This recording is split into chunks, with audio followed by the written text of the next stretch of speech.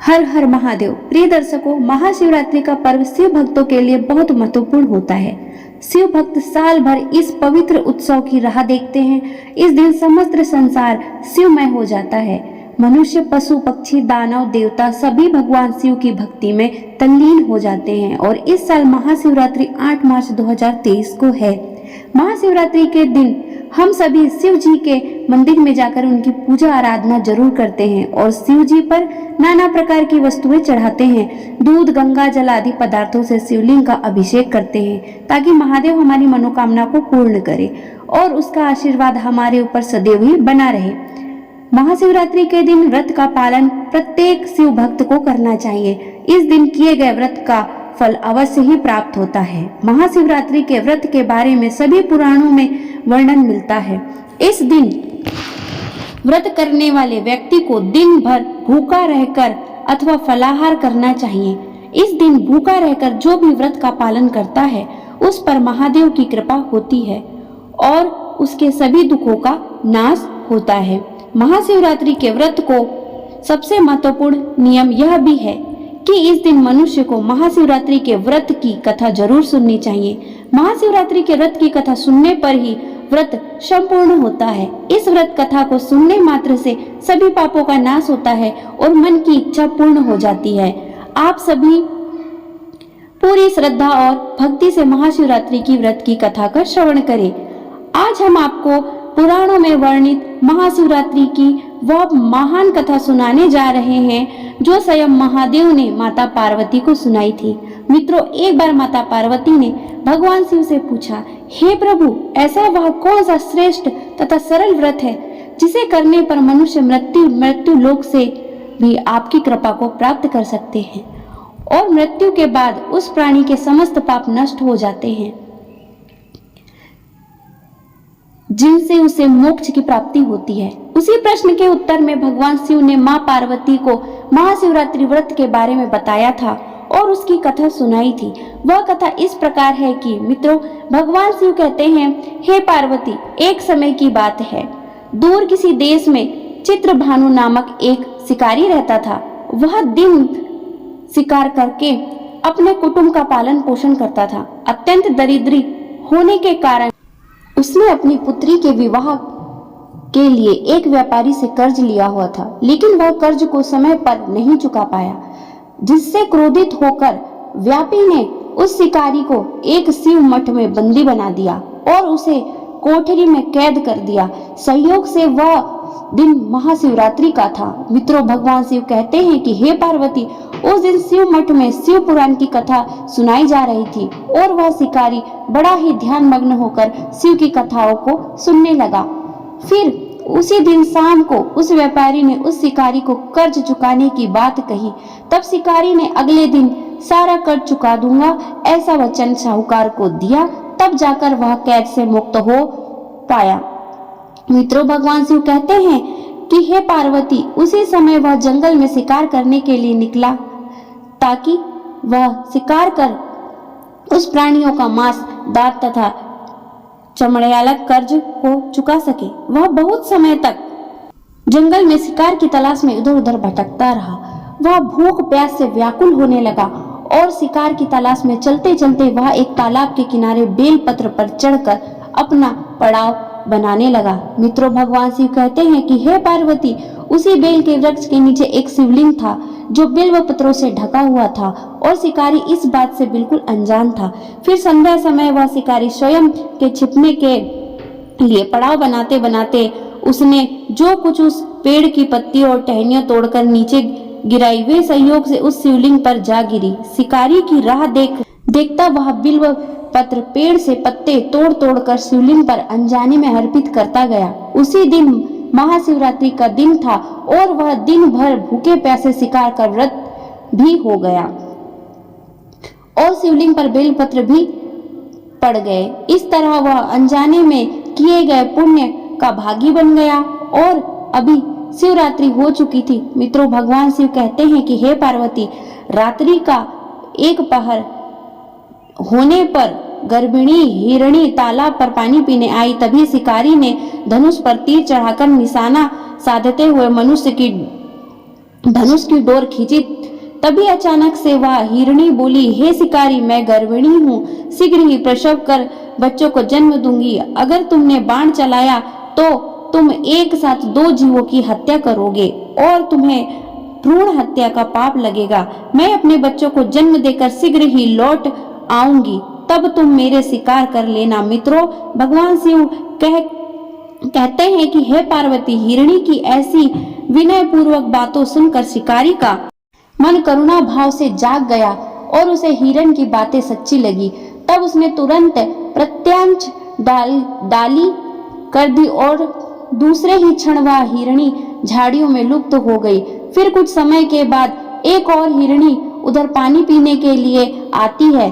तब वह शिकारी बहुत खुश हुआ, अब तो शिकार मिल गया। यह सोच ही रहा था कि हिरणी के समीप आने पर उसने धनुष पर बाण चढ़ाया। तब दूसरी हिरणी ने विनम्रता पूर्वक निवेदन किया, पारधी, मैं एक ही समय पहले ऋतु से निवृत्त हुई हूँ। मैं काम अति विरहिणी हूँ और काम वासना भी भाव से जाग उठी हूँ। मैं अपने पति को खोज में भटक रही हूँ। मैं शीघ्र ही अपने पति से मिलकर लौटकर वापस तुम्हारे पास आ जाऊंगी। मेरी तुमसे विनती है, मेरा शिकार मत करो। मित्रों, भगवान शिव कहते हैं कि पार्वती फिर उस शिकारी का मन उस हिरणी की बातों से विचलित हो गया और उसने उसे भी जाने दिया। 2 बार अपने शिकार को उसने स्वयं खो दिया था। अब उसका माथा ठनका और वह चिंता में पड़ गया कि अगर मैं शिकार नहीं करूंगा तो खुद ही भूख के कारण मर जाऊंगा। मित्रों, अब रात्रि का आखिरी पहर बीत रहा था। तभी एक हिरण अपने 2 बच्चों के साथ उसी तालाब पर पानी पीने के लिए आती है। तभी वह शिकारी सोचता है, वह क्या बात है, यह कैसा दुर्लभ स्वर्ण अवसर आया है। और फिर से उसने धनुष पर तीर चढ़ाया। तीर छोड़ने ही वाला था कि वह हिरण बोली, हे शिकारी, मैं इन बच्चों को इनके पिता के हवाले कर लौट आऊंगी। कृपा करो और मुझ पर दया दिखाओ। आप इस समय मुझे मत मारो। इन्हें छोड़कर मैं स्वयं आपके पास वापस आ जाऊंगी।